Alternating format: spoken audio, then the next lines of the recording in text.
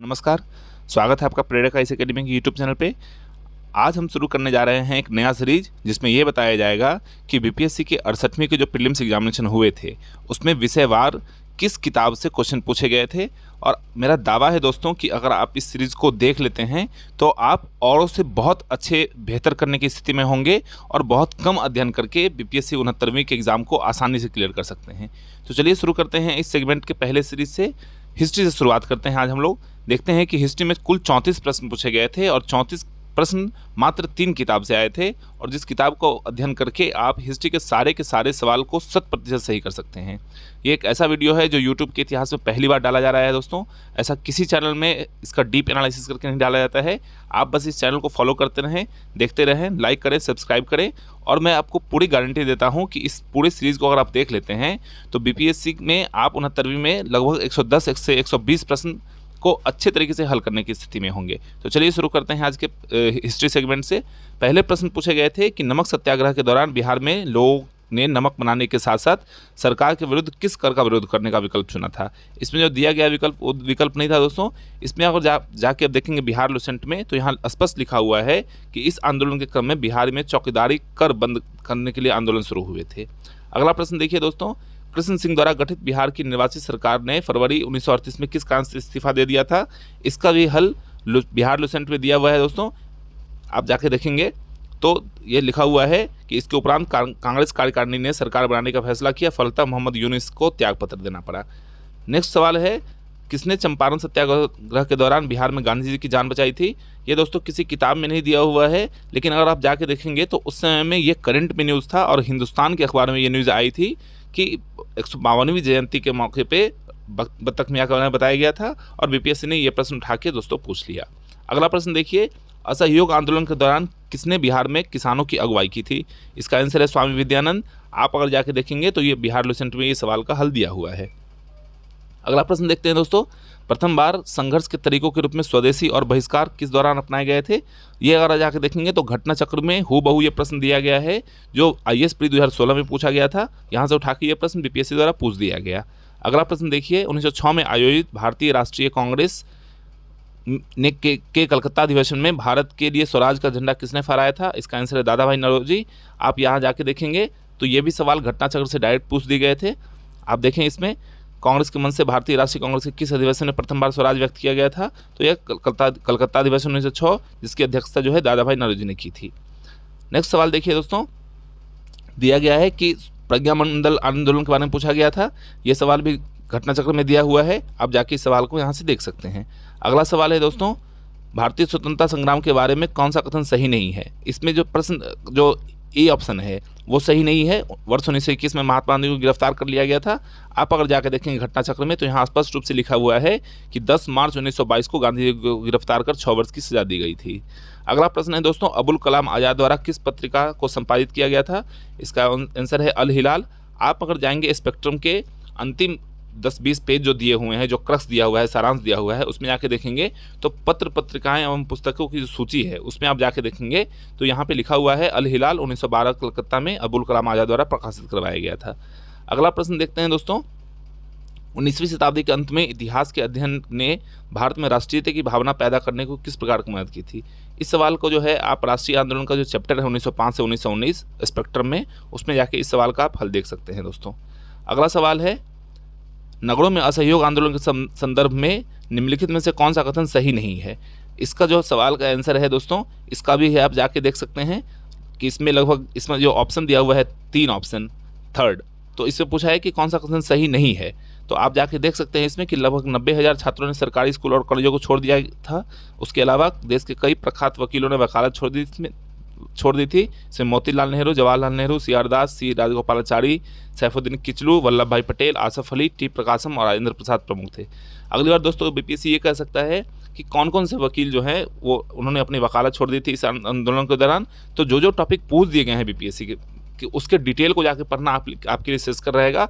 और सारी के लिए अब बस ये 2 किताब को फॉलो कर लें, एक लुसेंट बिहार स्पेशल, एक स्पेक्ट्रम और एक घटना चक्र। आप इस 3 को हल करके बीपीएससी के हिस्ट्री से संबंधित सभी प्रश्नों को हल कर सकते हैं। अगला सवाल है, एक सन्यासी जो फिजी में गिरमटिया मजदूर के रूप में काम करने के बाद उस जिले में अपनी पीठ पर तुलसीदास रामायण की एक प्रति लेकर आया था जिससे वह ग्रामीण श्रोताओं को छंद सुनाता था। यहाँ जिस नेता का जिक्र किया गया वह है। देखिए इस प्रश्न को दोस्तों अगर आप उत्तर नहीं भी जानते हैं तो आप एलिमिनेशन मेथड के को इस्तेमाल करके इस प्रश्न को हल कर सकते हैं। यहाँ पे ऑप्शन दिया हुआ है बाबा रामचंद्र देव, झिंगुड़ी सिंह, यदुनंदन शर्मा। आप देख रहे हैं कि यहाँ पे तुलसीदास की रामायण की प्रति की बात चर्चा की गई है और ऊपर में सन्यासी की चर्चा की गई है। तो आप अगर थोड़ी भी हिस्ट्री का अध्ययन आपने किया है तो आपको पता होगा कि बाबा रामचंद्र देव एक सन्यासी थे। तो इस सवाल का अगर आंसर आप नहीं भी जानते हैं तो इसका हल कर सकते हैं। लेकिन साथ ही साथ ये सवाल का जो है स्पेक्ट्रम में दिया हुआ है, इस सवाल को के बारे में आप जाके यहाँ से स्पेक्ट्रम भी देख सकते हैं। अगला सवाल है ऑल इंडिया हरिजन संघ की स्थापना 1932 में किसके द्वारा की गई थी? इसका उत्तर है महात्मा गांधी।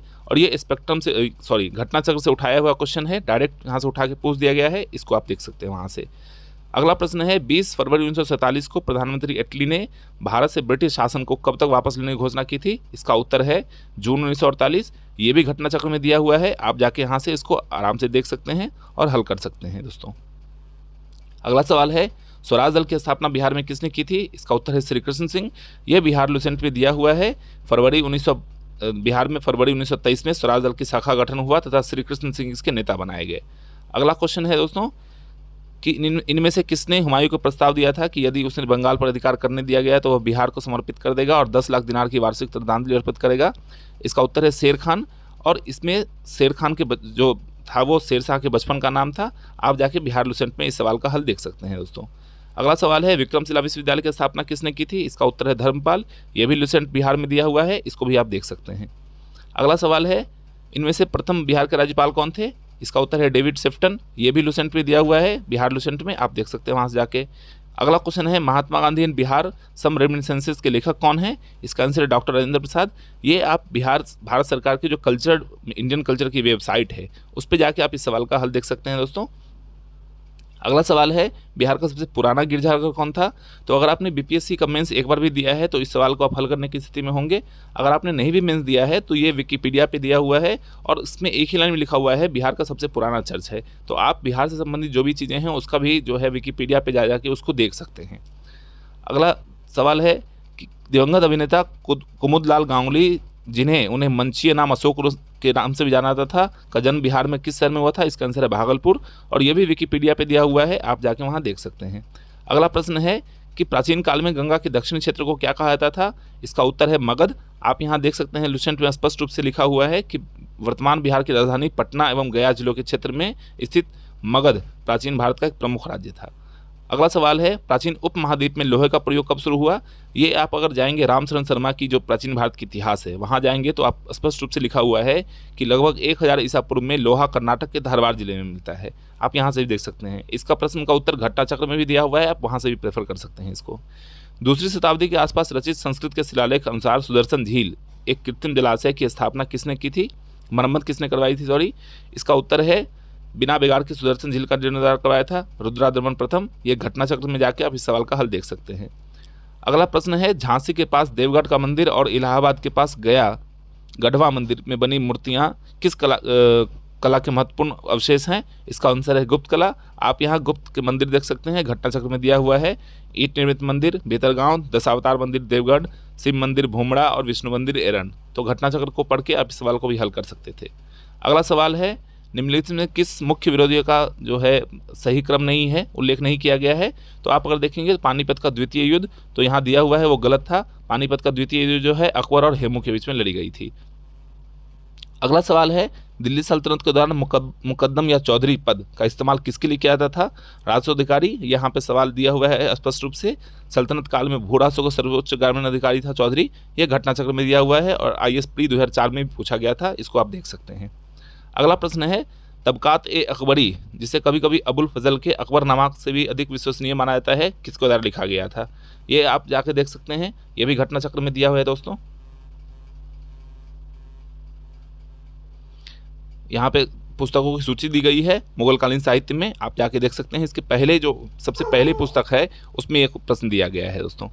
अगला सवाल है निम्नलिखित में किस प्रसिद्ध शासक ने अपने माता के नाम पर विजयनगर के पास नागलपुर की उपनगरी बस्ती बसाई थी? यहाँ पे कृष्णदेव राय यहाँ पे घटना चक्र में दिया हुआ है। इसमें स्पष्ट रूप से लिखा गया है कि उसने नागलपुर नामक नगर की स्थापना की थी। अगला सवाल है दोस्तों, 1940 में पटना महिला महाविद्यालय की स्थापना निम्नलिखित में किस समाज द्वारा की गई थी। देखिए, इस तरह के सवाल अगर दोस्तों आते हैं, मैं आपको एक कॉमन सेंस बताता हूं और एलिमिनेशन टेक्निक के द्वारा भी आप हल कर सकते हैं। अगर इस तरह के सवाल कोई भी आते हैं तो आप इसमें देखें कि सबसे बड़ा ऑप्शन कौन सा है। जो देखने में भी कठिन हो, उसको टाइप करना भी कठिन हो, तो वो किसी के लिए भी कठिन होता है। तो उस हिसाब से आप इस सवाल को हल कर सकते हैं। अगर आप उत्तर नहीं भी जानते तो एक टेक्निक के हिसाब से आप इस सवाल का हल कर सकते थे। इसका आंसर ए है, सिस्टर्स ऑफ एपोस्टोलिक कार्मेल। और ये जो दिया हुआ है आप जाके वेबसाइट पे देख सकते हैं, विकिपीडिया के, यहाँ पे दिया हुआ है, history of Patna women's college. The college is conducted by the sister of the apostolic Carmel, an indigenous educational body founded in 1870 and this has a wide and long experience. तो आप इसको जाके वहाँ पे पढ़ सकते थे, देख सकते थे दोस्तों। अगला सवाल है कि निम्नलिखित में से किसने 1947 में भारत और पाकिस्तान के बीच अंतर्राष्ट्रीय सीमा खींचने के लिए स्थापित की गई थी सीमा आयोग का कौन क्या था नेतृत्व। इसका है सिरिल रेडक्लिफ। ये यहाँ पे स्पष्ट रूप से घटना चक्र में दिया हुआ है भाई, इसमें देख सकते हैं आप। नेक्स्ट सवाल है कि किसने बंगाल में महालवाड़ी बंदोबस्त प्रणाली की शुरुआत की थी। इसका उत्तर है हॉल्ट मैकेंजी। ये आप भी जाके घटना चक्र की किताब है, इसमें दी हुई है। इस सवाल का हल आप यहाँ पे जाके देख सकते हैं। अगला सवाल है, विनोबा भावे ने व्यक्तिगत सत्याग्रह कहाँ से शुरू किया था। इसका उत्तर जो है वो पवनार महाराष्ट्र से है। यहाँ पे स्पष्ट रूप से घटना चक्र में इसके बारे में तो नहीं दिया गया है, लेकिन आप लोगों को पता है कि ये महाराष्ट्र से बिलोंग करते थे, तो वहाँ से इन्होंने शुरुआत की थी। तो यहाँ पे भी दिया हुआ है, आप इसको जाके देख सकते हैं। अगली बार हो सकता है बीपीएससी पूछ ले कि द्वितीय सत्याग्रही कौन थे, तृतीय सत्याग्रही कौन थे, जो बीपीएससी पूछा भी था 67वीं वाले एग्जामिनेशन में। तो आप ये टॉपिक इंपॉर्टेंट हो जाता है, आप इसको देख सकते हैं घटना चक्र के माध्यम से भी। अगला सवाल है, 1918 में मांटफोर्ट सुधार जो पुस्तक है वो भी यहाँ पे दिया हुआ है। आप जाके विकिपीडिया की वेबसाइट पे देख सकते हैं कि ये सुरेंद्रनाथ बनर्जी द्वारा जो है INLF पार्टी का गठन किया गया था। आप वहाँ से जाके इस सवाल का भी हल देख सकते थे। नेक्स्ट सवाल है कि कैबिनेट मिशन निम्नलिखित में से किस लिए भारत भेजा गया था। इस सवाल का भी हल आपको अगर आप देखेंगे तो घटना चक्र में दिया हुआ है, आप जाके वहाँ से भी इस सवाल को देख सकते थे।